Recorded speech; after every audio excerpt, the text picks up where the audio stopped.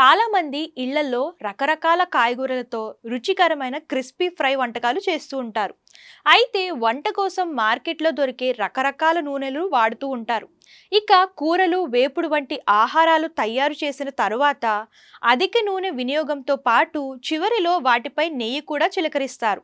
అయితే ఈ అలవాటు అంత మంచిది కాదని నిపుణులు అంటున్నారు. తరచూ ఇలా వంట నూనెల విషయంలో చేసే పొరపాట్లు శరీరంలో వివిధ సమస్యలకు కారణమవుతాయట.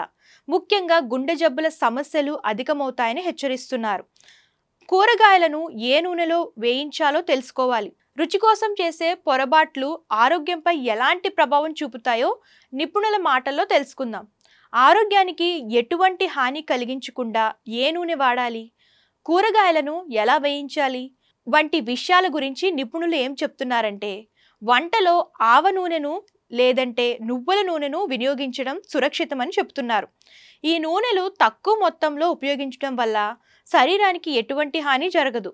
అయితే కూరగాయలు వేయించేటప్పుడు వాటిని నెయ్యితో వేయించడానికి ప్రయత్నించాలి. పప్పులను వేయించడానికి కూడా నూనెకు బదులుగా నెయ్యిని వాడటం మంచిది. ఇది శరీరంలో ఒమేగా 3, ఒమేగా 6 సమతుల్యతను కాపాడుతుంది. శరీరం కూడా ఆరోగ్యంగా ఉంటుంది.